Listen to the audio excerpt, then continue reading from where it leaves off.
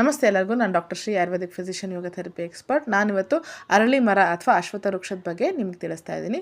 ಇದ್ರ ಬಗ್ಗೆ ಸಾಕಷ್ಟು ಎಲ್ಲರಿಗೂ ಗೊತ್ತಿರುತ್ತೆ, ಸಾಕಷ್ಟು ಟಿಪ್ಸು ಕೂಡ ಇದರಲ್ಲಿ ನಿಮಗೆ ಸಿಕ್ಕಿರುತ್ತೆ. ಬಟ್ ಒಂದು ಸ್ಪೆಷಲ್ ಟ್ರೆಡಿಷ್ನಲ್ ಒಂದು ಟಿಪ್ಪನ್ನು ನಾನು ಇವತ್ತು ತಂದಿದ್ದೀನಿ.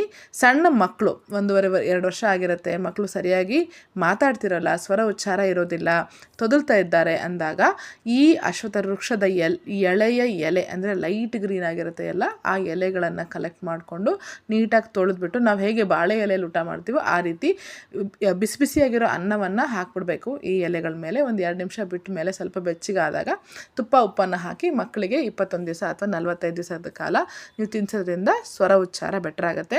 ಎಲೆನ ತಿನ್ನಿಸೋಂಗಿಲ್ಲ, ಎಲೆನ ಆಮೇಲೆ ಬಿಸಾಕ್ಬಿಡ್ಬೇಕು, ಡಿಸ್ಕಾರ್ಡ್ ಮಾಡಿಬಿಡ್ಬೇಕು. ಈ ಥರ ಮಾಡೋದ್ರಿಂದ ತೊದಲೋದು, ಸ್ವರ ಉಚ್ಚಾರ ಬರದೇ ಇರೋದು, ಸರಿಯಾಗಿ ಮಾತಾಡದೇ ಇರೋದು ನಿಮಗೆ ಗಣನೀಯವಾಗಿ ಚೇಂಜ್ ಆಗ್ತಾ ಹೋಗುತ್ತೆ. ಈ ಥರ ಯಾರಿಗೆ ಅವಶ್ಯಕತೆ ಇದೆ ಅಂತ ಅನಿಸುತ್ತೋ ಅವರಿಗೆ ಈ ನನ್ನ ವಿಡಿಯೋನ ಶೇರ್ ಮಾಡಿ. ಧನ್ಯವಾದ.